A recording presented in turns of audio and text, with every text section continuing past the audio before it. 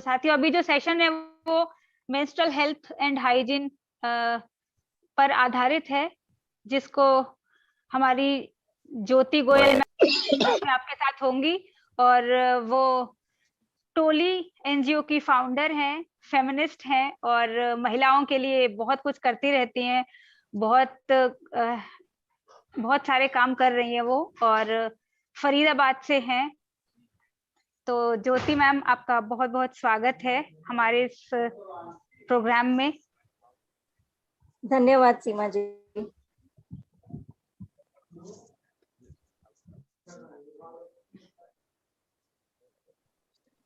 तो आप बता दीजिएगा जब हम शुरू कर सकते हैं, आप बता दीजिएगा। जी मैम।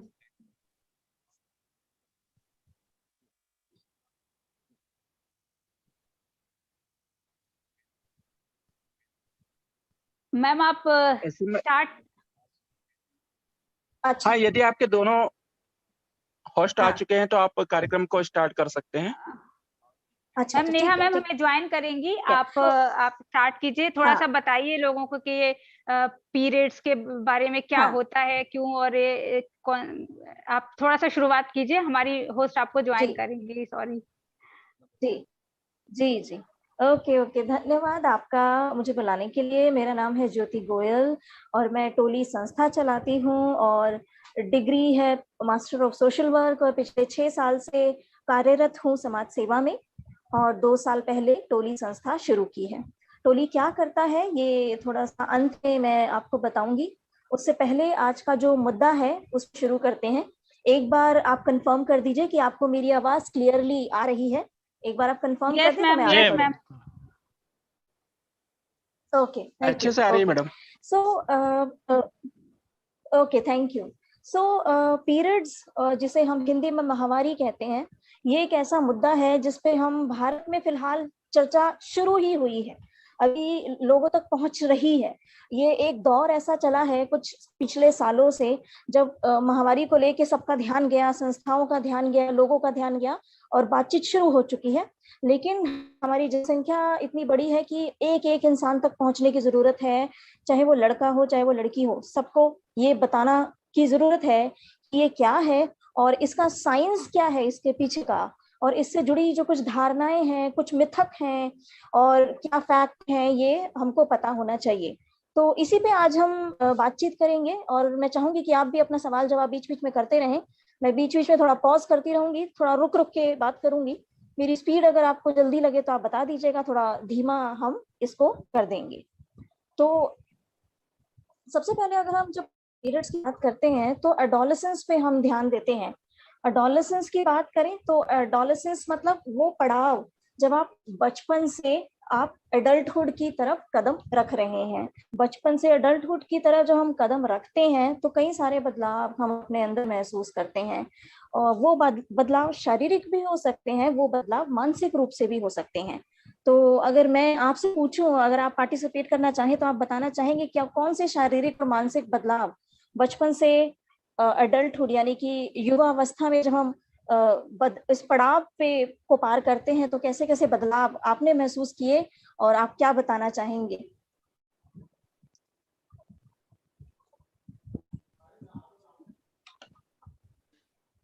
जैसे मैडम बॉयज रहते हैं तो उनकी दाढ़ी मूछें आना वगैरह चालू होती है एडल्ट जैसे जैसे एज उनकी बढ़ती है। हाँ जी, हाँ जी, राइट। और कोई?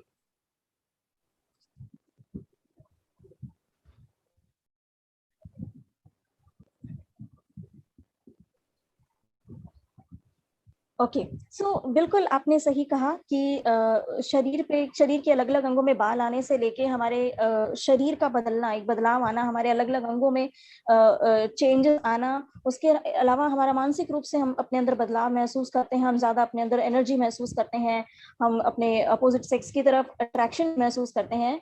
उसी में से एक जो प्रक्रिया है वो है पीरियड्स की, जो लड़कियां में होता है। लड़कियां और ट्रांस विमेन जिसे हम कहते हैं, उनमें ये बॉडीली चेंज होता है। पीरियड होता क्या है? पीरियड महीने में कुछ दिन के लिए लड़कियों के शरीर से निकलने वाले रक्त जैसे पदार्थ की प्रक्रिया को हम पीरियड्स कहते हैं। ये हम कह सकते हैं कि 3 से 9 दिन के लिए एक महीना में होती है, और ये साइकिल होता है पूरा। साइकिल कैसा होता है वो मैं आपको समझाऊंगी। यूजुअली और सबसे पहली बात तो हमको ये समझने की जरूरत है कि हर इंसान में, हर लड़की में अलग अलग तरीके से ये रूप लेता है। किसी को 28 दिन बाद पीरियड्स होते हैं, किसी को 35 दिन बाद भी पीरियड हो सकते हैं। तो ये जो साइकिल होता है वो 28 से लगभग 40 दिन हम मान सकते हैं, उस साइकिल के बाद ये होता है। और इसको और थोड़ा और हम समझे तो मैं अगर महीने के हिसाब से आपको एक्सप्लेन करूं तो 3 से 9 दिन अगर पीरियड हो रहे हैं, उस 9वें दिन के बाद वो टाइम शुरू हो जाता है जब आपका दोबारा अंडा बनना शुरू हो जाता है। इसको थोड़ा और समझने के लिए पहले हम अपनी बॉडी को इमेजिन करते हैं, लड़कियों के शारीरिक रूप को हम समझने की कोशिश करते हैं। अगर मैं आपको समझाऊं तो बीचों बीच अगर बच्चादानी है, बच्चादानी से जुड़ी 2 नलियां हैं, एक सीधे हाथ को एक उल्टे हाथ को, 2 नलियां हैं जिनको हम फैलोपियन ट्यूब कहते हैं। उन नलियों के अंत में ओवरी होती है, गोलाकार ओवरी होती है जहां पे अंडे होते हैं। हर महीना एक अंडा जो ओवरी। हेलो, अच्छा आवाज ब्रेक हो रही। हाँ जी जी हाँ। जी, दोबारा से बताइए थोड़ा। दोबारा करती हूँ। जी जी हाँ जी हाँ जी हाँ। तो अगर हम शारीरिक संरचना को समझते हैं कि किस तरीके से ये पूरा महीने का साइकिल चलता है, तो अगर हम बीचों बीच बच्चादानी जिसको हम कहते हैं, यूटरस जिसको हम कहते हैं, यूटरस के 2 तरफ, सीधे और उल्टे हाथ को 2 तरफ नली जुड़ी होती है, उस नली को फैलोपियन ट्यूब कहते हैं।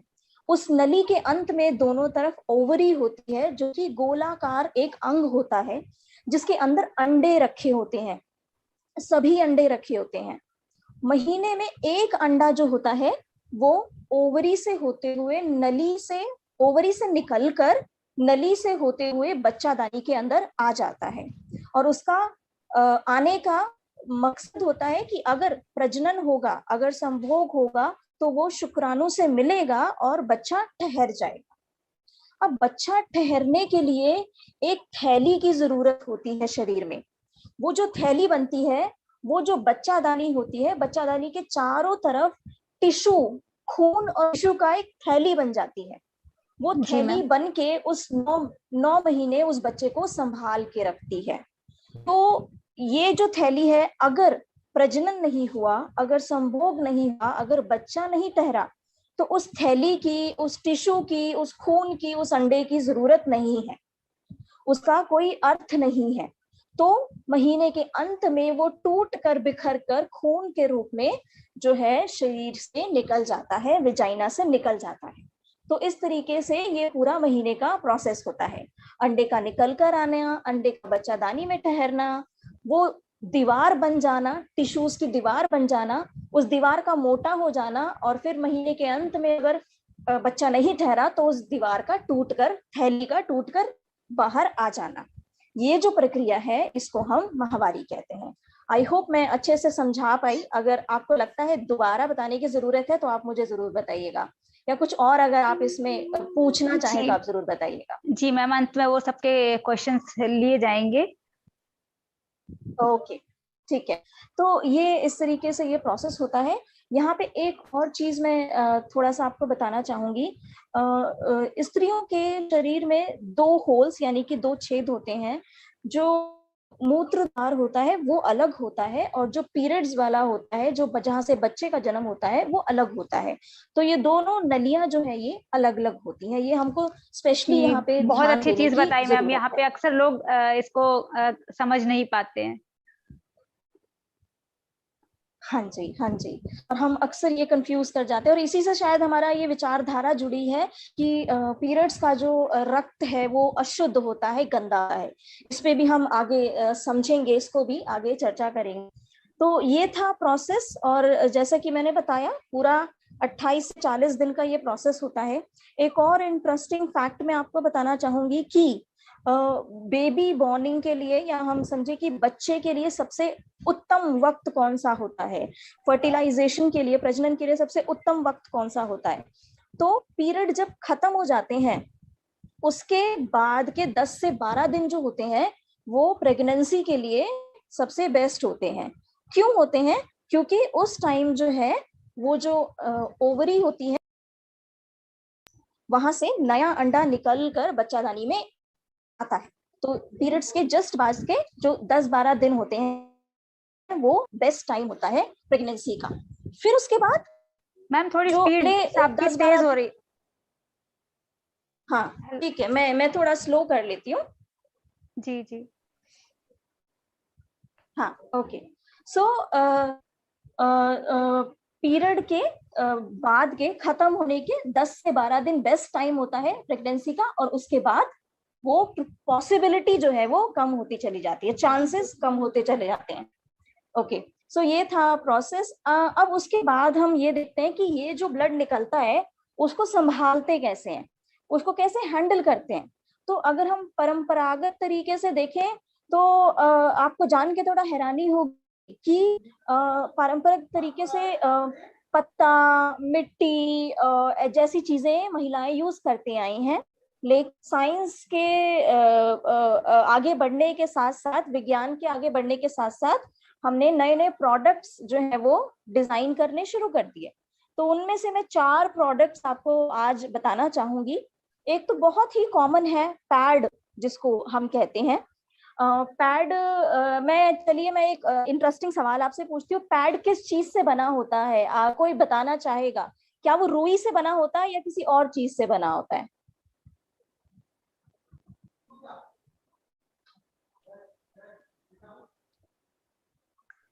मैम वो किसी और चीज से बना होता है शायद।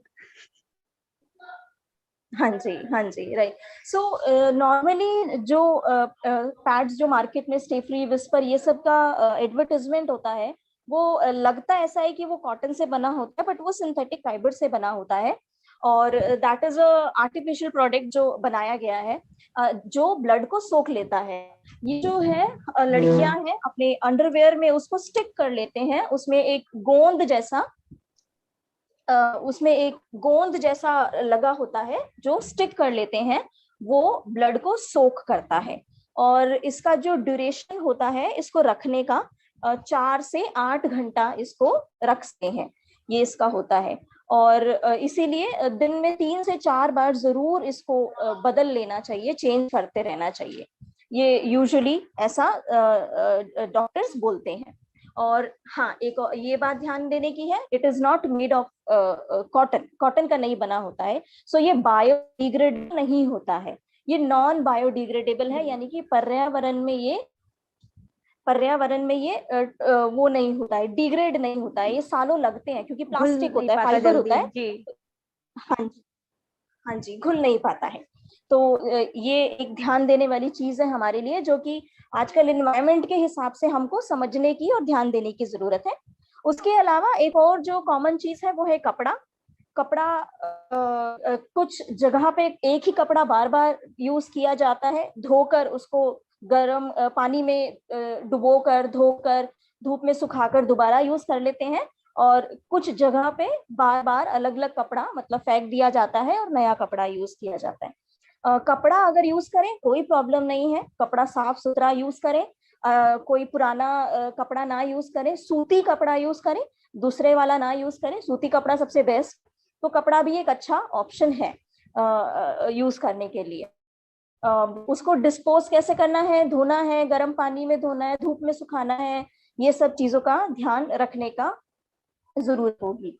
उसके अलावा जो 2 प्रोडक्ट्स हैं जो कम बात होती है, जो कम हमको पता होते हैं, और शायद आप में से भी कई लोगों को नाम भी पहली बार आप सुन रहे होंगे, अब थोड़ा थोड़ा इनका प्रचलन बढ़ने लगा है। एक है मेंस्ट्रुअल कप। मेंस्ट्रुअल कप आप अगर इमेजिन करें, अगर आप सोचें तो एक कटोरे की तरह आप समझ सकते हैं, जो एक कटोरे की तरह प्रोडक्ट होता है, आपको छूने में वो प्लास्टिक जैसा लगता है, और बट ये प्लास्टिक का नहीं होता है। I just let you know ये किसका होता है। तो सिलिकॉन का इसका शायद जो मैम, काम सिलिकॉन। यस या थैंक यू सो मच सीमा। हाँ सो या सिलिकॉन का होता है ये, और ये आप अगर इमेजिन करें साइज, आप एक अपना उंगली के बराबर आप समझ सकते हैं, तो अपना फर्स्ट फिंगर पहली उंगली उसके जितना ये एक होता है, और इसका जो डायामीटर है, रेडियस है, वो अलग अलग होता है, 3 साइजेस में आता है, अलग अलग साइजेस में आता है। वो जो है लड़कियां इसको अपने योनि में फिट कर लेती हैं, अंदर डाल लेते हैं। उसमें ये जो खून है वो इकट्ठा होता है और फिर इसको 4-6 घंटे में जब भी आपको लगे उसको निकाल कर उस जो ब्लड है, जो पीरियड्स का ब्लड है, उसको डिस्पोज कर देते हैं, उसको टॉयलेट में आप फ्लश कर देते हैं और उसको गर्म पानी से दोबारा कप को धोकर आप उसको दोबारा यूज कर सकते हैं। इस कप की खासियत ये है कि हाँ जी जी जी जी हाँ इस कप की खासियत ये है कि आप इसको 10 साल तक भी यूज कर सकते हैं। एक सिंगल कप जो है वो 10 साल तक यूज हो सकता है। और इसका सो फार जितना भी इस पे रिसर्च हुई है और मेरे सामने कई ऐसी महिलाएं हैं जिन्होंने इसका इस्तेमाल किया है, तो उन्होंने अक्सर ये बताया है कि पैड से ज्यादा ये उनको आरामदायक और ज्यादा अच्छा लगता है। और क्योंकि 10 साल यूज कर सकते हैं तो आप बार बार वेस्ट नहीं जनरेट कर रहे हैं, आप एनवायरमेंट को नुकसान नहीं पहुंचा रहे हैं। जबकि अगर हम पैड यूज करते हैं तो आप दिन में 4 पैड अगर यूज कर रहे हैं तो वो पर्यावरण को जाके नुकसान पहुंचा रहा है। और अगर हम पैसे के नजरिए से भी देखें तो पैड जो है महीने में आपको 50 रुपए का पैकेट जो लेना होता है वो लेते हैं। और अगर मैं आपको कप का बताऊं, मेंस्ट्रुअल कप अगर बताऊं, तो वो रेंज होती है 350-400 से लेके 1000 रुपए तक की रेंज में आते हैं। और अलग अलग कंपनीज होती हैं, अगर आप चाहें कंपनीज भी हम आपको अच्छे वाली बता देंगे। तो 300-400 से लेके 1000 तक की रेंज में आते हैं ये, जो कि 10 साल चलेंगे। तो आप ये समझ सकते हैं कि ये पैसे के टर्म्स में भी ये आपको सस्ता भी पड़ता है और एनवायरनमेंट के लिए कम नुकसान वाली चीज भी है। तो ये इस पे हमको मुझे लगता है थोड़ा ध्यान देने की जरूरत है, क्योंकि ये कंपैरेटिवली काफी अच्छी चीज है।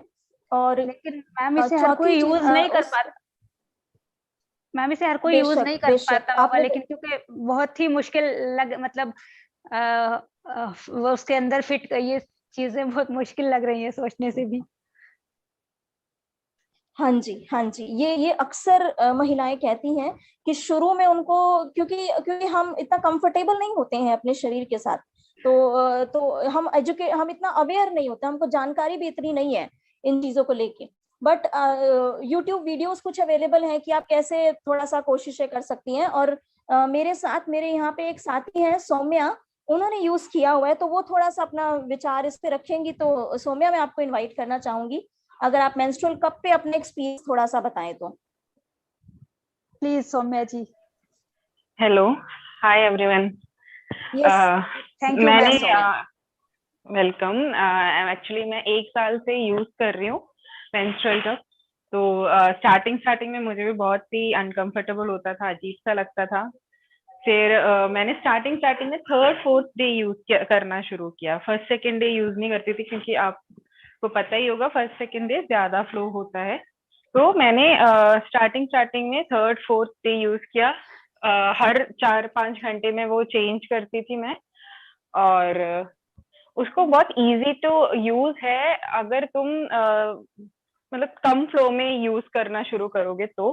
फिर उसको यूज करके वॉश करना इजी होता है, थोड़ा सा स्टेरिलाइज करके उसको गर्म पानी में वॉश करके रखे, ताकि अगले यूज के लिए आप यूज करें, अगले पीरियड्स के लिए। तो इजी है थोड़ा थोड़ा, मतलब स्टार्टिंग में उसको फोल्ड करना कैसा है और उसको इंसर्ट कैसे करना है, ये सब थोड़ा मुश्किल लगेगा आपको। अगर इंडिविजुअली किसी को कोई डाउट है तो आप पूछ सकते हैं, अगर किसी ने ट्राई किया है या करना चाहता है तो आप जैसे कोई भी पूछ सकते हैं कुछ भी।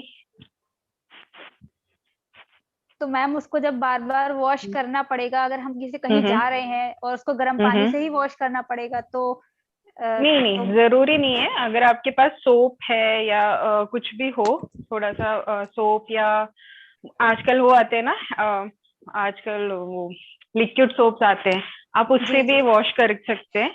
अच्छे पानी और लिक्विड सोप से उसको वॉश करके उसको थोड़ा सा ड्राई पैट करके उसको आप फिर से इंसर्ट कर सकते हैं। Okay, thank you. वेलकम। और कोई डाउट है? मेरा तो नहीं है, और किसी का अभी अगर होगा तो मैम हम आगे कमेंट्स में लेंगे। आप हमारे जी साथ जी बनी रहिएगा। जी, बिल्कुल बिल्कुल। बहुत आपको धन्यवाद मैम। हाँ जी, थैंक यू। जी ज्योति मैम। ओके सो हाँ, तो ये था मेंस्ट्रुअल कप के बारे में, पैड के बारे में, कपड़े के बारे में। एक और जो प्रोडक्ट है वो है टैम्पून। जो है वो भी आप ऐसा उसको इमेजिन कर सकते हैं कि एक उंगली का कॉटन का एक डट्ठल सा होता है, जो कि आप वो भी आपको आप योनि के अंदर उसको अंदर फिट फिट कर लेते करना हैं, और होता है। अंत में हाँ जी, और अंदर और एक ये धागे से बाहर आपका ये जुड़ा होता है, वो धागा बाहर रहता है और वो जो कॉटन का डट्ठल सा होता है वो अंदर चला जाता है। इसकी ये खासियत यही होती है कि सोख लेता है, और तो ये भी क्या है, आपको बार बार डिस्पोज करने का है, ये रीयूजेबल नहीं है। तो ओके मैम। कपड़ा कप रीयूजेबल है, हाँ, बट पैड और टैम्पून रीयूजेबल नहीं, वो थ्रो किया, वन टाइम यूज किया, थ्रो किया। तो ये है 4 प्रोडक्ट्स। हमारे इंडिया की अगर हम बात करें, इंडिया में तो ये प्रोडक्ट अभी पहुंचे ही नहीं है ठीक से। इनफैक्ट पैड भी जो है वो अभी तक बहुत ही कम जनता यूज कर रही है। तो इन चारों के बिल्कुल मैम। अलावा जो हमने बताया था ना कि कई जगह पे तो इनफैक्ट भारत और अफ्रीका के भी कई देशों में जहां हमने थोड़ा बहुत क्लास लिया था, तो वहां भी वो कह रहे थे कि हम तो पत्ते, मिट्टी या और कोई चीज होती है कुदरती जो थोड़ा सोख लेती हैं, उनको इस्तेमाल करते हैं।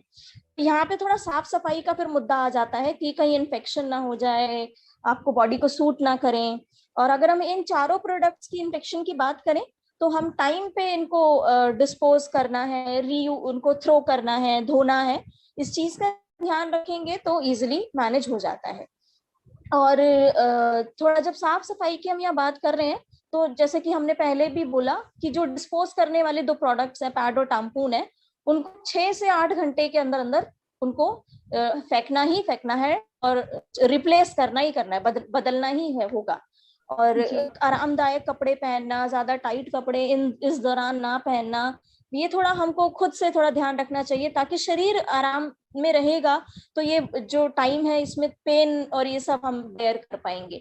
बाकी साफ सफाई का यहाँ पे काफी ध्यान रखने की जरूरत है, अच्छे से डिस्पोज करना, वॉश करना, साफ सफाई का यहाँ बहुत रोल आ जाता है।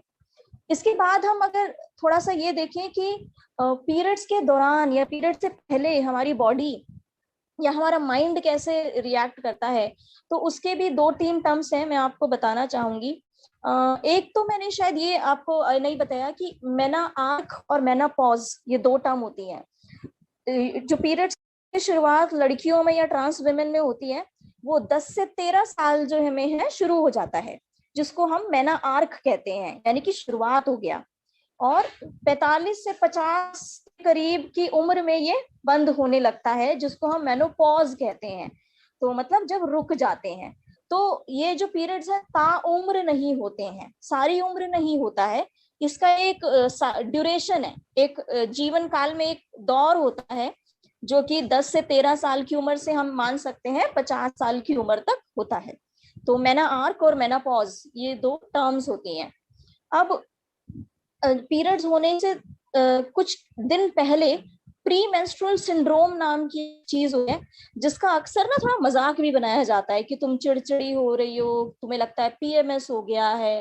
तो पीरियड्स होने के जस्ट पहले कई लड़कियां, सभी नहीं, सबका नहीं, कुछ लड़कियों को या कई लड़कियों को हम कह सकते हैं, उनको या तो बॉडीली या तो मतलब शारीरिक रूप से या मानसिक रूप पे अलग अलग बदलाव महसूस होने लगते हैं। शायद किसी को हल्का सा बुखार हो रहा है, या थोड़ा स्टमक पेन हो रहा है, पेट दर्द हो रहा है, या घबराहट हो रही है, तो ये शुरू हो जाता है, जिसको हम प्री मेंस्ट्रुअल सिंड्रोम कहते हैं। और ये जो प्री मेंस्ट्रुअल सिंड्रोम है, पीरियड्स के दौरान भी हम अलग ये चीजें महसूस करते हैं। तो मैं अगर आपको बताऊं ना, मुझे आलस बहुत आता है पीरियड्स के दौरान, तो मैं बहुत लेजी फील करती हूँ। इसी तरीके से अलग अलग लड़कियों के अलग अलग एक्सपीरियंस होते हैं, किसी को उदासी महसूस होती है, किसी को चिड़चिड़ापन होता है, किसी को गुस्सा ज्यादा आता है, या कुछ और। हाँ राइट, किसी को भूख ज्यादा लगती है या कम लगती है। मुझे तो मैंने कई बार महसूस किया है कि अगर मैं ज्यादा सर्दी में पीरियड्स में नहा लूं तो मुझे जुकाम भी हो जाता है। तो अलग अलग तरीके से हमारी बॉडी ना रिएक्ट करती है। तो मैं नेहा को भी थोड़ा इनवाइट करना चाहूंगी। नेहा इस पे शायद थोड़ा ऐड करना चाहेगी कि कैसे पीरियड्स के दौरान बॉडी और माइंड हमारा, मन हमारा रिएक्ट करता है। नेहा जी आ गई? ओके, जी, स्वागत जी, है जी। मैम आपका। थैंक यू सीमा जी। हाँ, तो मैं पीएमएस के बारे में बताऊंगी थोड़ा सा आपको। पीरियड से पहले होता क्या है, एक्चुअली होता क्या है, पीएमएसिंग जो हमारी बॉडी में प्री मेंस्ट्रुअल सिंड्रोम्स दिखते किस वजह से है, अगर हम थोड़ा साइंटिफिकली बताएं तो हमारी विमेन की बॉडी में दो हमारे मेनली वो होते हैं, क्या बोलते हैं, हॉर्मोन्स होते हैं, प्रोजेस्ट्रोन और एस्ट्रोजन। आई थिंक ये सब लोगों ने सुना होगा। तो इन दोनों की फ्लक्चुएशंस होती है। पीरियड से पहले हमारा एस्ट्रो ज्यादा सिक्रीट करता है और उसके बाद प्रोजेस्ट्रोन। तो अगर हम टेक्निकली, अगर हम साइंटिफिकली देखा जाए तो मेन के कंपैरेटिवली वुमेन की बॉडी में हार्मोनल फ्लक्चुएशन ज्यादा होती है। हार्मोनल फ्लक्चुएशंस की वजह से हमें मूड स्विंग्स आते हैं, और मूड स्विंग्स के अलावा भी हमें बहुत सारे, हमें इमोशंस में थोड़ा सा इम्बैलेंस फील होता है। ये इसका रीजन होता है हार्मोनल का, हमारे रिलीज, कभी ज्यादा रिलीज होना, कभी कम रिलीज होना, एक साइकिल की तरह हमारी बॉडी में चलता है। इसलिए मेन के कंपैरिजन में वुमेन को थोड़ा, अगर बायोलॉजिकली बात की जाए तो ज्यादा हार्मोन्स अनस्टेबिलिटी फील होती है। अगर हम बात की जाए जिन लोगों को पीसीओडी होता है, पीसीओडी बोले पॉलीसिलिस्टिक ओवरी सिंड्रोम है, ये एक बीमारी है एक तरीके की, उनकी बॉडी में पीएमएसिंग ज्यादा होती है। और पीएमएसिंग कहीं कहीं लेडीज को कम हो सकती है, कहीं को ज्यादा हो सकती है। इसमें क्या होता है, आपको अपनी बॉडी को समझने की जरूरत होती है कि मेरी बॉडी उस दौरान कैसे काम करती है। कई लोगों को हल्का सा फीवर फील होता है, कई लोगों को बैक एक फील होता है, कमर में दर्द, कई लोगों को टांगों में दर्द फील होता है। तो अपनी बॉडी को थोड़ा सा रीड करके, समझ के कुछ शुरुआती दिनों में, फिर आप उसके हिसाब से अपनी बॉडी को ट्रीट कर सकते हैं। जैसे कि मैं कुछ जानती हूँ, मेरी कुछ फ्रेंड्स है जो अगर मतलब पीरियड्स के दौरान अगर कुछ ठंडा खा ले, अक्सर मैंने ये नोटिस किया है कुछ बहुत सारी महिलाओं में, ठंडा खाने की वजह से उनको बॉडी में ज्यादा पेन होता है। इसका रीजन जो मैंने समझा, जितना पढ़ा है, जाना है, कि जब पीरियड्स के दौरान या उसके थोड़ा आगे पीछे हमारी बॉडी टेम्परेचर थोड़ा सा राइज हो जाता है। राइज बॉडी टेम्परेचर के साथ हमें अपनी बॉडी को, जैसे कई लोग ये भी कहते हैं ना, बहुत ज्यादा नहाना नहीं चाहिए, अपनी बॉडी को ठंडा नहीं रखना चाहिए। हम जब हमारी बॉडी गर्म होती है तो हमें अपनी वार्म बॉडी के साथ थोड़ा उसी के कंपैटिबल में चीजें कंज्यूम करनी चाहिए और उसी इन्वायरमेंट में थोड़ा सा रहना चाहिए। ये सबके साथ अप्लाई नहीं होता, बट ये मैंने बहुत नोटिस किया है, इसलिए मैं इसको स्पेसिफिकली बता रही हूँ।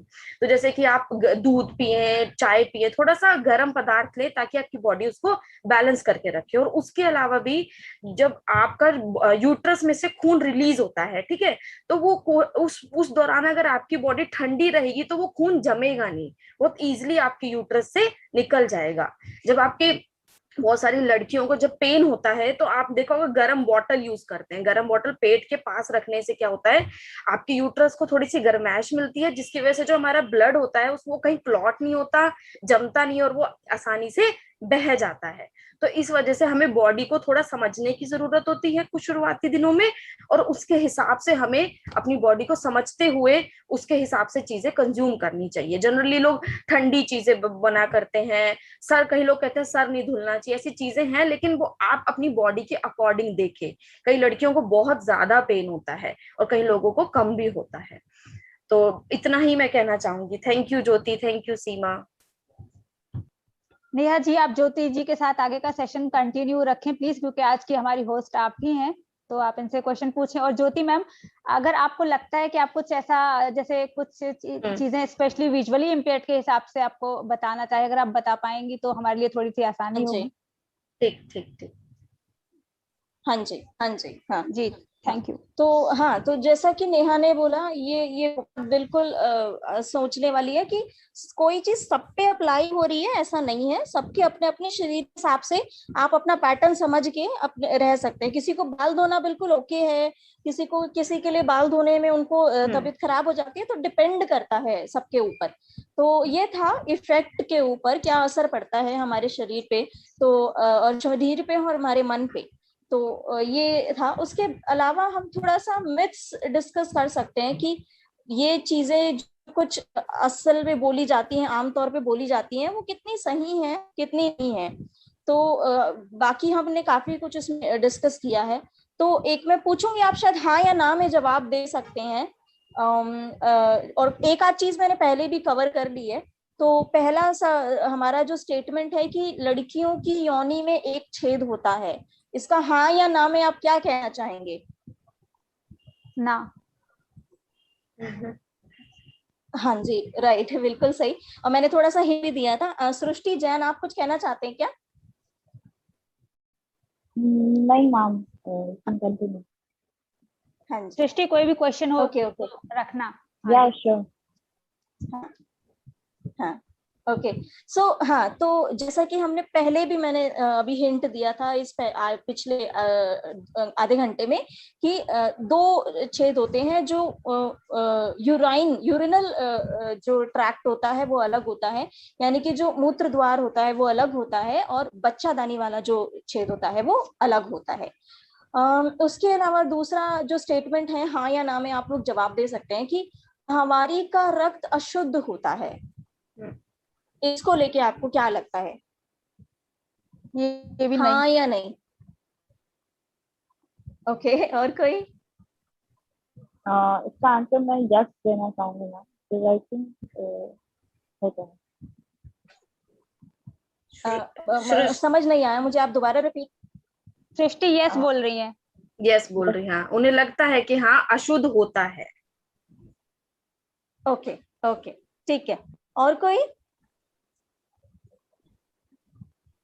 ओके, सो सबसे पहले मैंने इतना जो इस पे रिसर्च किया, तो मैं ये बता देती हूँ कि इसमें क्या क्या होता है एक्चुअली।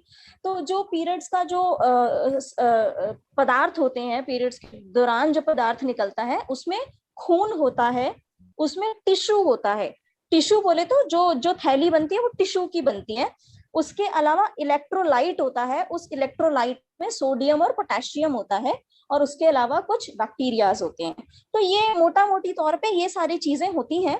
और मैं ये कहूंगी, इसको जो है, इस पीरियड्स के जो पदार्थ की तुलना हम खून से करें, तो नॉर्मली अगर हमको चोट लगती है, हमको खून निकलता है, हम उससे घिन करते हैं या नहीं करते हैं? कुछ लोग करते हैं, कुछ नहीं करते, हम आई अपने थिंक। हाँ, कुछ लोग मतलब घिन तो एक्चुअली करनी हाँ, लेकिन नहीं करते चाहिए, हैं कुछ हाँ, लोग। कुछ लोग करते कुछ हैं, लोग कुछ कर लोग नहीं लेते हैं फिर करते। भी, हाँ हाँ, लेकिन मैं नहीं हाँ करती हूँ खैर। हाँ हाँ हाँ। तो जब घिन से मेरा मतलब है, जब हमारी बॉडी से खून निकलता है, हमको ये नहीं लगता कि कुछ गंदगी निकली है। जबकि अगर हम देखें कि अगर हम टॉयलेट या वो सब करते हैं, तो वो हमको पता है कि वो एक वेस्ट पदार्थ है, वो एक डर्टी पदार्थ है। बट अगर हम पीरियड्स वाले ब्लड की बात करें, तो उसमें कोई डर्टीनेस या ऐसा कुछ नहीं है, उसमें ऐसा जॉर्म्स चीज वाली बात नहीं है। वो एक खून की तरह ही एक अलग पदार्थ है, जिसमें और भी चीजें, अंडा, टिश्यू, ये सब चीजें होती हैं। तो इसमें कोई साइंटिफिकली ऐसा गंदा वाली बात नहीं है। और हाँ, अगर आपने पैड लगाया हुआ है, वो उसको कई टाइम हो गया है, वो सड़ गया है, वो चीज अलग है, वो बात अलग है। जब वो बॉडी से निकल के सड़ चुका है, वो चीज अलग है। बट ऐसा उसमें ऐसा कुछ नहीं होता है। तो ये कहना कि वो इम्प्योर है, ये सब है, ऐसा कुछ इसमें हम नहीं कह सकते हैं।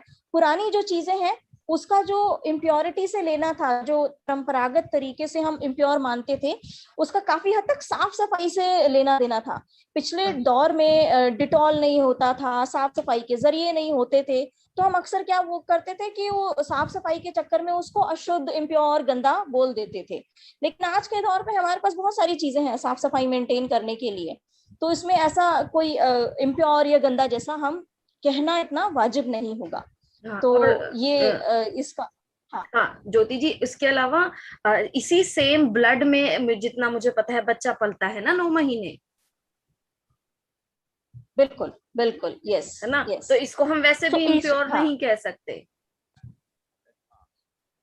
बिल्कुल बिल्कुल बिल्कुल। इसी थैली में, इसी खून में लिपटा हुआ बच्चा पैदा होता है। इसी थैली में 9 महीने वो अपना पालन पोषण 9 महीने इसी थैली के अंदर होता है, यहीं से उसको पोषण मिलता है। तो इसमें हम उसको गंदा या अशुद्ध तो कहना मुझे लगता है बिल्कुल वाजिब नहीं है, कि हम सब वहीं से हैं, वहीं में हमारा जो जन्म है उसी से हुआ है। तो ये इम्प्योर कहना तो वाजिब नहीं लगता है। उसके अलावा ओके, सो नेक्स्ट वाले पे आ जाते हैं। माहवारी के दौरान हमको खेल कूद नहीं करना चाहिए। हाँ या ना, आपको क्या लगता है? सब बताना हाँ। चाहेंगे कोई? नहीं, मतलब आपके सवाल का जवाब नहीं है, मतलब कर सकते हैं, इट कर डिपेंड ऑन बॉडी। करना मतलब वो भी इंसान की बॉडी, जिस हिसाब से अपने बाकी बॉडी टेम्परेचर के हिसाब से कहा था, उसी हिसाब से इसको भी ले सकते हैं, डिपेंड करता है वो भी इंसान पर। हाँ जी, हाँ जी, राइट राइट। तो हाँ बिल्कुल आपने सही बोला कि सबका बॉडी अलग तरीके से रिस्पॉन्ड करता है। उस पीरियड्स के दौरान सबका बॉडी अलग होता है। तो कई लड़कियां स्पोर्ट्स में भी होती हैं, जो स्पोर्ट्स में होती हैं वो मैनेज यस मैम। करती हैं पीरियड के दौरान। तो मैं अपना पर्सनली बताऊं, मुझे इतना पेन या इतना कमजोरी बिल्कुल, मेरे लिए बहुत पीरियड्स मतलब एक बहुत ही स्मूथ एक चीज है, आम चीज है, जो पता भी नहीं लगता कि आया गया। तो डिपेंड करता है, सबकी बॉडी अलग अलग होती है। बट हम ऐसा नहीं कह सकते कि हम लड़कियों को रोके, या जिसको भी हो रहा है उसको बोला, अरे तुम खेलने मत जाओ। मेरे ख्याल से अगर वो कंफर्टेबल फील कर रही हैं, ज्योति मैम, एक अगर वो क्वेश्चन कर है पा यहाँ रही हैं, पर। तो कर सकते हैं। हाँ जी, एक क्वेश्चन आ रहा है कि हाँ अभी जी, जैसे कप्स की बात की थी थोड़ी देर पहले आप लोगों ने, फिर अभी वो तो काफी मतलब सेफ हाँ है ना जी, इस हाँ मामले जी, में, उसमें तो खेल कूद कर सकते हैं, क्या दिक्कत है जी। हाँ जी, राइट। है ना? हाँ, खेलकूद से प्रोडक्ट का आई थिंक टैम्पून हो, पैड हो, कुछ भी हो, अगर किसी से, कंफर्टेबल हाँ। लग रहा है ना, बल्कि हाँ, तो ये वो सब डिपेंड चीजें करता कंफर्ट है। के लिए लेकिन तो आपकी बनाई बात गई बिल्कुल होंगी सही ना है। मैम, मेरे ख्याल में ये सब बिल- चीजें कंफर्ट के लिए ही तो बनाई हाँ गई जी, होंगी। बिल्कुल बिल्कुल कंफर्ट के लिए ही बनाई गई है, राइट, सही कह रहे हैं आप। में भी हाँ जी, बिल्कुल। कंफर्टेबल है वो, कोई जैसे प्रॉब्लम नहीं करती कोई भी चीज। हाँ, जैसे कि मैं आपको एक बहुत अच्छा इसमें बताती हूँ। कुछ लड़कियों ने ये बताया है, जैसे स्विमिंग करते हैं, हम पैड्स लगा के स्विमिंग नहीं कर सकते, लेकिन कुछ लड़कियों ने ये अपने एक्सपीरियंस बताया कि हम मेंस्ट्रुअल कप लगा के स्विमिंग कर सकते हैं, क्योंकि मेंस्ट्रुअल कप अंदर इंसर्ट हो जाता है। तो आप स्विमिंग उन दिनों में कर सकते हैं, लेकिन पैड के साथ आप स्विमिंग नहीं कर सकते। तो कितनी कंफर्टेबल होगी चीजें, आसान हो गई ना चीजें। हाँ इस हाँ हाँ, तरीके से that's right। प्रोडक्ट के हिसाब से चीजें आसान हो सकती हैं। राइट, बिल्कुल बिल्कुल सही बताया है। आपने भी बिल्कुल सही पॉइंट उठाया है कि प्रोडक्ट के हिसाब से हमारा कंफर्टेबल जो आरामदायक का लेवल है वो डिफर करता है। बाकी पीरियड्स के दौरान थोड़ा सा सहज महसूस करने के लिए कुछ व्यायाम भी होते हैं, हल्के फुल्के आसन होते हैं, व्यायाम नहीं बोलेंगे, आसन होते हैं, वो भी हम कर सकते हैं। तो थोड़ा हम बॉडी को आराम दे सकते हैं, आराम के लिए और दर्द को कम करने के लिए। बाकी अच्छा खाना पीना, अपने को हेल्दी रखना, इन सब चीजों से बहुत ये चीजें हैं सुलझ सकती हैं, पीरियड्स आसान हो सकते हैं। और कोई कुछ कहना चाहता है तो मैं 10 सेकंड का। हाँ ज्योति मैम एक प्रश्न है। जी हाँ जी जी, हाँ जी, हेलो जी हाँ सर, जी, जी हाँ सर जी, मैडम, जो बताइए। महिलाएं हाँ होती जी, है तो उनमें थीन या जो कुछ महिलाएं दुबली पतली होती हैं, कुछ मोटी होती हैं, तो इससे भी उनके टाइम पीरियड में कुछ अंतर आता है क्या? कुछ जो दुबली है उनको कम, या जो मोटी हेल्दी है उनको ज्यादा? अच्छा, और एक इसमें शायद सृष्टि भी कुछ पूछना चाह रही है, वो भी अनम्यूट है मेरे ख्याल में। मेरा ओके एक ठीक है, छोटा पहले सा विनोद सवाल जी ये का। है। हाँ चलो जी, हाँ सृष्टि जी, आप बने रहे, विनोद जी का जवाब दे देते हाँ हैं जरा जी। हाँ जी, हाँ जी सर। हाँ। तो विनोद जी, आई थिंक इसका ना वेट या बॉडी के पतले मोटे होने से ज्यादा कितनी हेल्दी बॉडी है और हमारे हार्मोन्स कैसे रिएक्ट कर रहे हैं, कितने लेवल पे रिएक्ट कर रहे हैं, उन चीजों पे फैक्टर डिपेंड करता है। तो उसका उससे पतला मोटा होने से ज्यादा शरीर का अंदरूनी कितना हमारा स्ट्रेंथ है, कितना हम अंदर से हेल्दी हैं, कितना हमारा हार्मोन्स रिएक्ट कर रहा है, उस पे निर्भर करता है। आई होप मैंने आपका जवाब दे पाई। Hello ma'am. यस मैम, हाँ, एक और सृष्टि, जैसा please आपने ask your बताया था कि एक हाँ जी Vinod ji. Ma'am, I have two questions. Can I ask? मैं ये पूछ रहा था। हेलो विनोद जी हाँ, बोलिए। पहले हम आपकी विनोद जी का कंप्लीट विनोद जी पहले हाँ सृष्टि जी के सवाल ले अब लेते मैं हैं। ये पूछ सृष्टि रहा जी, था कि मैडम, जैसा आपने बताया कि एक निश्चित टाइम के बाद इनका जो प्ले टाइम है वो खत्म होता है, तो कुछ अचानक हो जाता है या कुछ धीरे धीरे 2-2 4-4 महीने करके बंद होता है? क्या सिम्टम्स रहते हैं उसके? मेनोपॉज। ओके ठीक है। हाँ हाँ, तो मेनोपॉज जो है ना, तो क्या होता है कि धीरे धीरे या तो बिल्कुल बंद हो जाता है, या आपको लगता है कि पहले 1 महीने में हो रहा था तो अब 2-4 महीने में हो रहा है, साल में 1-2 बार हो रहा है, और फिर धीरे धीरे करके बंद हो गया। है ना, तो वो इस तरीके से वो स्टॉप हो जाता है अपने आप। ऐसा कोई पहले से पता लगने वाला ऐसा कुछ नहीं है कि हम पहले से पता लगा सकें कि अब क्लोज होने वाला है। लेकिन ऐसा एज सब कुछ इसकी 45 अराउंड रहती है, 45 के बाद आपका कभी भी ये ओवर हो हाँ। जाता है ना। हाँ हाँ पूछिए जी। अपना okay, question. Thank you ma'am. Srishti. Srishti ji अब अ, पूछिए। ओके। जी, तो मेरा ये सवाल है मैम कि इस तरह से पे डिस्कस हो रहा था, तो इसका एक सवाल था कि अ, जो कोई फीमेल है जिनको कभी पीरियड्स हुए ही नहीं, उनका कोई मेंस्ट्रुअल साइकिल कभी स्टार्ट ही नहीं हुआ, तो उन्हें ऐसे कंडीशन में क्या करना चाहिए? एंड सेकंड थिंग कि और आई फॉरगॉट माय क्वेश्चन, आप इसका जवाब दे दीजिए मैम।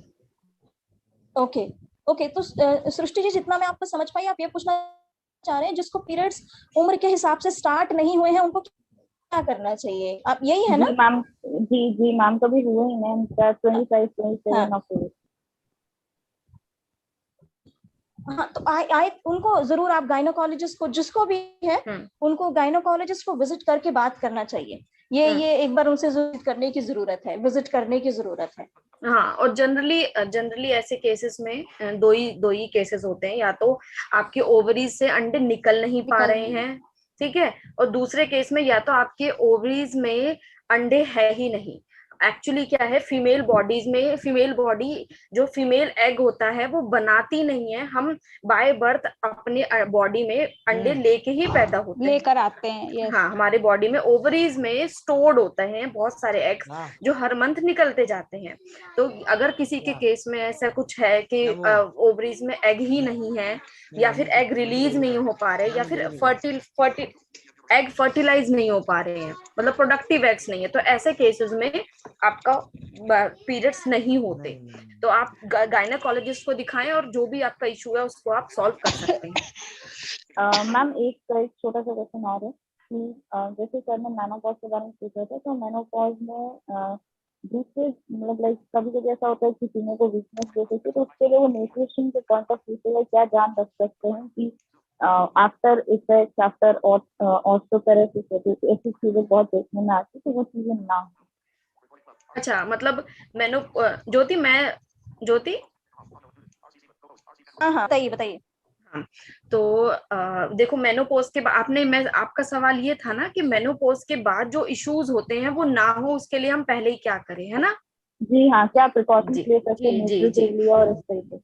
देखिए, मैं बताती हूँ, जनरली हमारे जो पीरियड्स की वजह से ना हमारी बॉडी में, जो कि लड़कियों में देखा जाता है, आपने सुना होगा एनीमिया बहुत कॉमन है, हमारी बोन्स वीक हो जाती है। अगर हम फिर कंपेयर करें मेन और विमेन की बॉडी में, तो विमेन की बॉडी को कैल्शियम की, आयरन की ज्यादा जरूरत होती है, चाइल्ड बर्थ में भी और पीरियड्स में भी। तो मुझे ऐसा लगता है कि आप अगर 45 से पहले, एज से पहले कैल्शियम, आयरन और आपका हीमोग्लोबिन, ये 2-3 चीजों पे थोड़ा सा ध्यान रखेंगे, जो कि मेनली होता है, जो चाहिए होता है चाइल्ड बर्थ के लिए भी और प्लस पीरियड्स के लिए भी, तो आपके 45 के बाद ये चीज सॉल्व हो जाएगी। जैसे हम जिसको मे भी हो सकता है मैं प्रोनाउंसिएशन गलत है, ऑस्टोफोरस करके कुछ बीमारी होती है, जो आपने देखा होगा जनरली औरतों के घुटनों में दर्द होता है, मैंने जो नोटिस किया बहुत कॉमन है कि घुटनों में, जॉइंट्स में दर्द होता है, वो होता इसी वजह से है क्योंकि बॉडी को कैल्शियम और आयरन बहुत ज्यादा चाहिए। तो मेरे को ऐसा लगता है प्रिकॉशनरी स्टेप ये लिया जा सकता है 45 के बाद, दिक्कत ना हो, कि आप थोड़ा सा अपना कैल्शियम, आयरन और ये थोड़े से विटामिन पे ध्यान दे, तो मेरे को लगता है बहुत बेटर हो सकती है आपकी बॉडी। जी ma'am, thank you so much. Thank you Srishti. और कोई कुछ पूछना चाहेंगे? मैम आगे लेंगे, आप कंटिन्यू कीजिए अगर किसी के क्वेश्चन होंगे तो। ओके चलिए, एक और इंटरेस्टिंग मैं सवाल आपसे पूछती हूँ कि गर्भावस्था में माहवारी होती है या नहीं होती है? प्रेगनेंसी में पीरियड नहीं होते हैं, क्या लगता है आपको? मैम होते तो नहीं है, कभी कोई प्रॉब्लम हो जाती होगी तो शायद कभी कुछ हो जाता हो, वैसे तो नहीं होते। ओके, और कोई?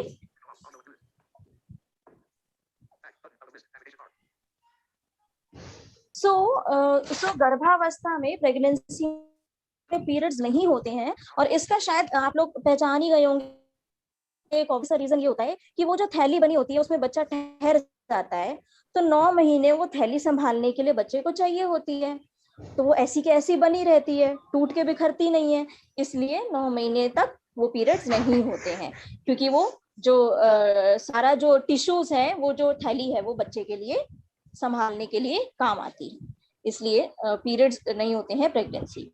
आई थिंक बाकी हमने काफी कुछ कवर किया है।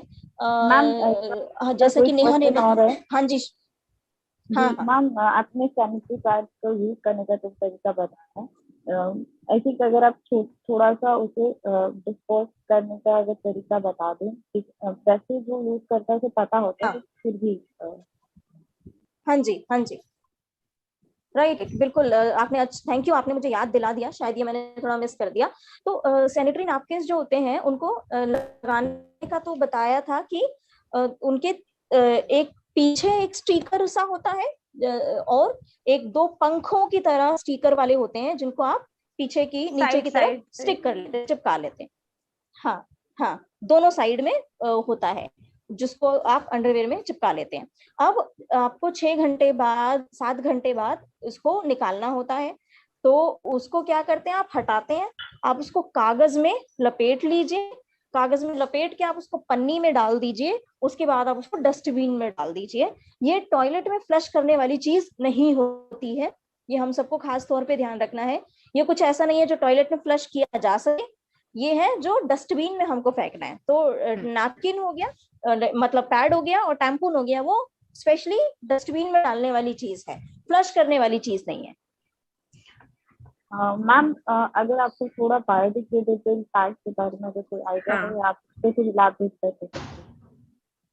रीयूजेबल पैड, जो थी biodegradable reusable pad made up of cloth.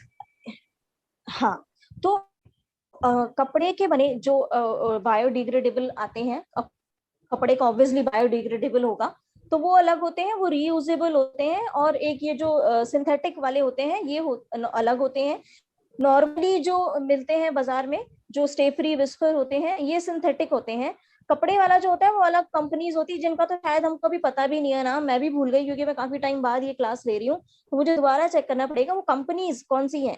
कुछ एनजीओज भी दिलाते हैं, कुछ कंपनीज भी हैं जो क्लॉथ पैड अवेलेबल करवाती है, जो कि बायोडिग्रेडेबल होता है, रीयूजेबल भी होता है, उसको वॉश करना होता है। तो ये 2 तरीके के होते हैं पैड्स। और इस यहाँ पे मैं कुछ ऐड करूंगी। मैं कुछ लोग जिस तरीके से ये अब मार्केट में रीयूजेबल पैड्स आए हैं, इसी तरीके से मैंने कुछ लेडीज को अपने ही मतलब आस पड़ोस में देखा, उन लोगों ने कॉटन के कपड़े को ही पैड बनाया, उनको वो फोल्ड करके यूज करते थे और उनको वॉश करते थे और फिर उनको रीयूज करते थे। अब यहाँ पे कपड़े को यूज करने के 2 बातें हैं। पहला तो अगर आप साफ कपड़े को यूज करते हैं तो कोई हार्म नहीं है, आप उसको आराम से यूज कर सकते हैं। यहाँ पे जो आपको ध्यान देना है वो थोड़ा हाइजीन का ध्यान देना है।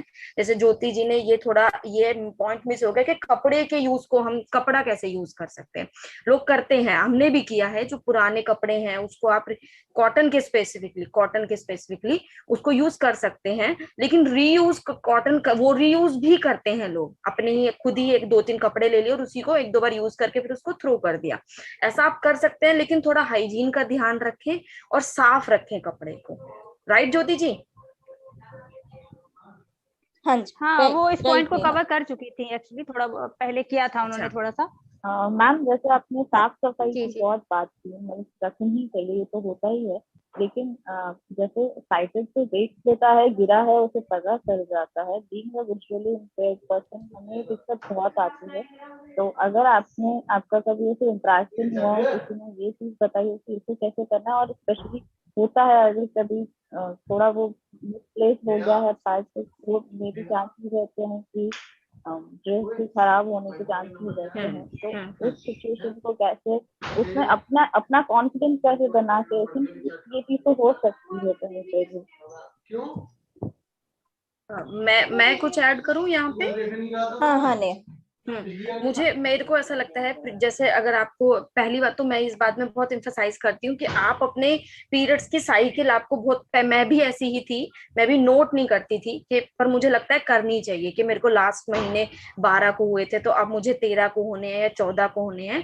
तो आपको अपनी बॉडी को और अपनी साइकिल को जरूर रीड करना चाहिए, कम से कम मुझे लगता है कि मतलब हमेशा ही करना चाहिए, लेकिन एक बार के लिए आपकी बॉडी को जानने के लिए 1 साल तक रीड करना चाहिए अपनी बॉडी को। इससे क्या होता है, ठंड में आपको पता है क्लाइमेट चेंज की वजह से भी हमारी बॉडी ना बदलाव लेती है। जब हम स्ट्रेस लेते हैं तो हमारे लेट भी हो सकते हैं, ऐसे ऐसे ऐसी चीजों की वजह से हमारी बॉडी इंपैक्ट होती है। तो जो अगर हम अपनी बॉडी को रीड करेंगे, समझेंगे, तो हमें ये पता चलेगा कि हमारे 13 या 14 को होने वाले हैं। ठीक है, जब हमें ये पता चल गया कि कल परसों में हमें होने वाले हैं, तो अगर हम कहीं जा रहे हैं तो हम पहले ही प्रिकॉशनरी पैड लगा के जा सकते हैं। क्या कोई सॉफ्ट सा, हल्का सा, जो लाइट वेटेड हो, जो आपको इतना ट्रबल ना दे, आप लाइट पैड लगाएं। और उसके अलावा एक थोड़ा सा मतलब ये मेरे को ऐसा लगता है कि जनरली जो स्टेन जो पड़ता है, जो दाग पड़ता है, पीछे साइड से पड़ता है। तो मेरे को ऐसा लगता है, मेरा ये सजेशन है कि लॉन्ग पैड लें जो आपके थोड़े से बैक तक कवर करे, ताकि स्टेन पीछे तक ना जाए। मुझे ऐसा लगता है कि अगर आप प्रिकॉशनरी थोड़ा सा टाइम से, अगर कहीं जा रहे हैं तो घर पे तो कोई इशू नहीं है, फिर तो आप कभी भी लगा लेंगे। आप कहीं जा रहे हैं, आपको पता है कि मुझे 1-2 दिन में होना है, तो आप प्रिकॉशनरी लगा के रख सकते हैं। और थोड़ा सा लॉन्ग पैड भी आता है, एक्सल, ट्रिपल एक्सल लॉन्ग होता है, तो थोड़ा सा बैक तक जाता है, तो पीछे स्टेन के मुझे लगता है चांसेस बहुत कम हो जाते हैं। तो मेरे को तो ये 2 सजेशन, मेरे को जो फील होता है, ये मेरा पर्सनल सजेशन है, मुझे लगता है ये बहुत असरदार है। और कोई ऐड करना चाहे कुछ? राइट मैम, आई थिंक आप बिल्कुल जी, यस सृष्टि। आप कुछ कह रहे हैं मैम की शादी के लिए? तो मेरे पास एक क्वेश्चन, लास्ट क्वेश्चन है, मैं ज्यादा तंग नहीं करूंगी आपको। ओके, मैं बस एक और चीज यही ऐड कर रही थी कि कई बार हम डार्क क्लोथ्स पहनना प्रेफर करते हैं पीरियड्स के दौरान, क्योंकि जैसे मैं जब मुझे थोड़ा सा, मेरे लिए नया नया था ना, तो मेरे को मुश्किल होता था हैंडल करने में, तो मैं डार्क कपड़े पहनती थी ताकि उसमें फिर पता ना चले, व्हाइट कलर ज्यादा तो नजर बिल्कुल ना। नहीं, मतलब मना करते हैं लोग। Yes ma'am.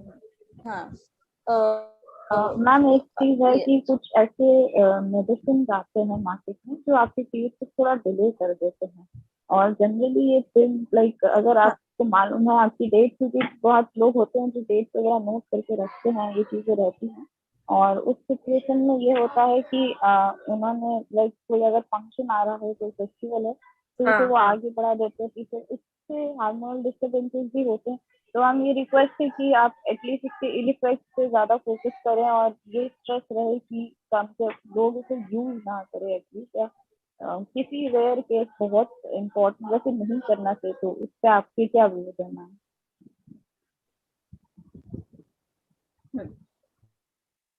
नेहा आप बताएंगे? हाँ, बिल्कुल बिल्कुल बिल्कुल। देखो, ये जो मेडिसिन आते हैं, ये बिल्कुल सही कह रहे हैं। एक्चुअली ये जो टॉपिक है, ये रिलेटेड है रिलीजियस सेरेमनीज से। जो हम घर में रिलीजियस सेरेमनीज करते हैं, किसी के घर में जागरण है, कीर्तन है, तो जनरली लेडीज क्या करती है, टैबलेट खा के 1-2 दिन उसको आगे बढ़ाने की कोशिश करती हैं। और वो क्या बोलते हैं, रिलीजियस, ये इस चीज से रिलेटेड है कि हमें ये लगता है कि पीरियड्स में हम रिलीजियस सेरेमनीज अटेंड नहीं कर सकते। ये अपने आप में अलग एक इशू है जिसपे हम बात करेंगे।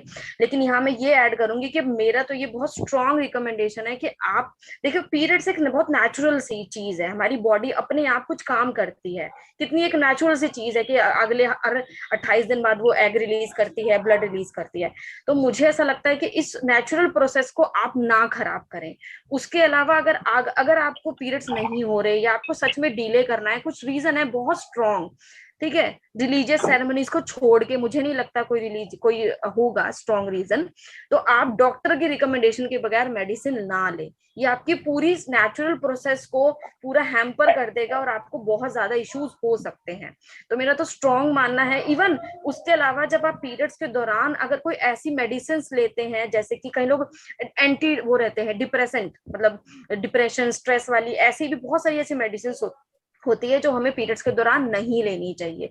तो आप मेडिसिन का खास ख्याल रखें, कोशिश करें कि 2-4 दिन ना लें कोई भी ऐसी मेडिसिन जो आपको हार्म कर सकती है।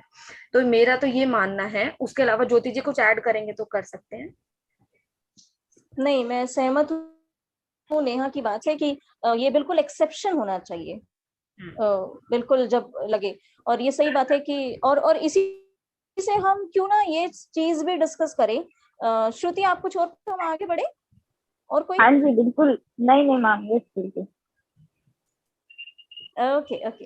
हाँ, तो आई थिंक यहीं से हमारा एक और हमारे सवाल आते हैं हमारे मन में कि पीरियड से जुड़े जो कुछ चीजें हैं वो सच हैं या वहम है। तो हमारे पास अभी 9-10 मिनट है, तो आई थिंक हम कवर कर सकते हैं।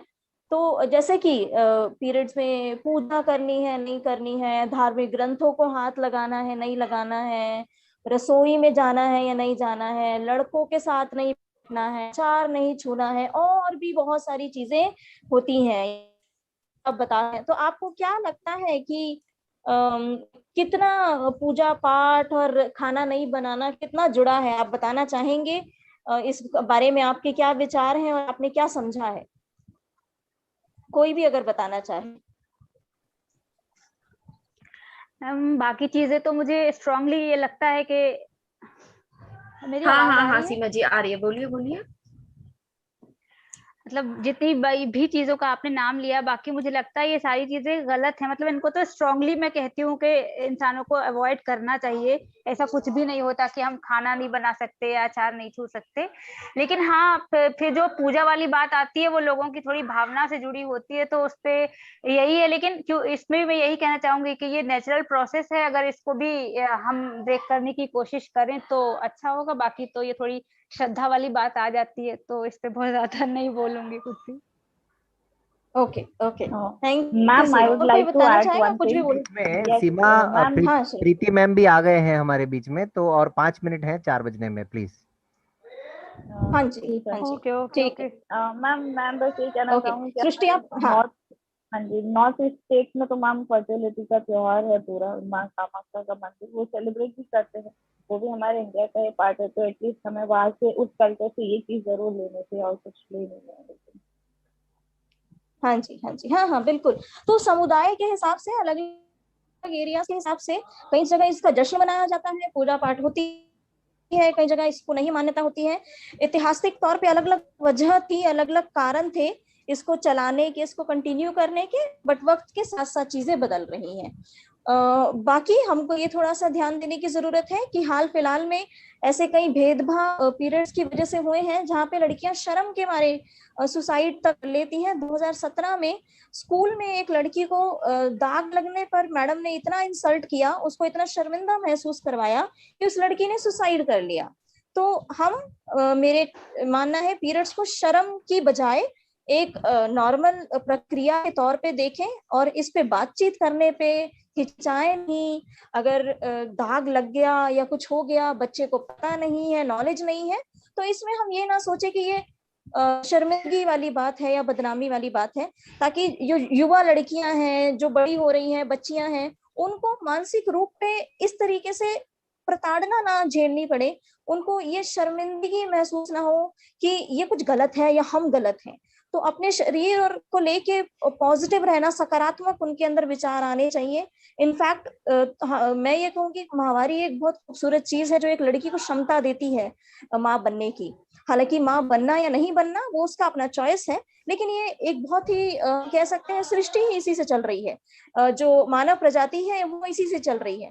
तो इसको हम शर्मिंदगी की बजाय हम इसको शायद अच्छे तरीके से हम नजरिया बदलें, तो लड़कियां इस तरीके से बच सकती हैं। और भी मेरे पास उदाहरण है जहाँ पे लड़कियों को शर्मिंदगी महसूस करवाई गई। और पिछला अगर गुजरात का भी एक किस्सा है, तो वक्त की कमी के कारण हम और भी चीजें डिस्कस कर सकते थे। फिलहाल मैं यही पे रुकूंगी और मैं कहूंगी यही था जो हम आपको पीरियड्स के बारे में बताना चाहते थे। बाकी आप कोई सवाल पूछना चाहें या अपनी कोई राय देना चाहें तो ओपन है आप सबके लिए। मैं कुछ कंक्लूसिव रिमार्क्स देना चाहूंगी, आप अगर मतलब मैं दे सकूं तो 1-2 मिनट के लिए। प्लीज मैम बहुत शॉर्ट कीजिए। नेहा मैम बहुत। हाँ हाँ बिल्कुल। हाँ जी मैम, अभी है 1-2 मिनट, आप कर दीजिए, कोई दिक्कत अच्छा ठीक ठीक ठीक। तो कंक्लूसिव रिमार्क्स में यही देना चाहूंगी, मतलब हम अपनी संस्था की तरफ से, हमारी तरफ से यही सजेशन है कि आप अपनी बॉडी को समझिए, अपने साइकिल को समझिए, अच्छा खाए पिए, और बिल्कुल भी आपने अपनी बॉडी को और अपनी नेचुरल प्रोसेस को एक्सेप्ट करें। बहुत सारी लेडीज में ये होता है या वुमेन में ये होता है कि वो शर्मिंदगी महसूस करती है जब उनको पीरियड्स होता है। और उसके अलावा हमारा ये सजेशन भी है कि आप अपने घर पे खुल के बात करें इस बारे में। बहुत नॉर्मल है, जिस तरीके से हम अपनी बॉडी से स्वेट रिलीज करते हैं, यूरिन रिलीज करते हैं, इसी तरीके से बहुत नेचुरली दुनिया की आधी आबादी को पीरियड्स हो रहे हैं, तो बहुत नेचुरली उसको एक्सेप्ट करें, अपनी बॉडी को एक्सेप्ट करें और डिस्कशन करें और अच्छा खाए पिए। ये तो ये मेरा कंक्लूसिव रिमार्क्स था। ओके, थैंक यू सीमा जी, हमें ये अपॉर्चुनिटी देने के लिए, ज्योति जी को और मेरे को, कि हम यहाँ से आपके प्लेटफॉर्म से जुड़े और हम इस टॉपिक पे बात की हमने। जी, मैं संदीप सर और पूरे रिकॉर्डिंग क्लब की तरफ से। Yes sir. जी मैम, मैं कुछ कहना चाह रहा था। मैम, आपने जिस टॉपिक पर हमें गाइड किया और जिस टॉपिक पर आपने अपने वैल्यूएबल व्यूज और एक्सपीरियंस शेयर किए, ये टॉपिक मैम ऐसा है कि जिस पर अवेयरनेस स्प्रेड करना एक इमीडिएट जरूरत है, क्योंकि एक ऐसा सब्जेक्ट है जिस पर आम मतलब विजुअली चैलेंज पर्सन तो छोड़िए, एक नॉर्मल लेडीज के लिए भी इस पर डिस्कस करना बहुत ही मतलब रेयर होता है। तो विजुअली चैलेंज पर्सन के लिए कितना रेयर होगा हम इसकी ये कल्पना कर सकते हैं। लेकिन ऐसे सेंसिटिव टॉपिक पर आपने हमें इंफॉर्मेशन दी। आपका सेशन बहुत अच्छा लगा और मैं आशा करता हूं कि हमारे विजुअली चैलेंज कम्युनिटी के लिए भी ये बहुत बहुत बेनिफिशियल होगा। तो मैं entire recording team, admin team की ओर से और सभी मेंबर्स की ओर से आपका स्पेशल थैंक्स करता हूं और आपके टाइम के लिए बहुत बहुत थैंक्स करता हूं मैं। Very thanks. बहुत बहुत थैंक यू सो मच। धन्यवाद सर, बहुत बहुत धन्यवाद। जी, बहुत बहुत धन्यवाद।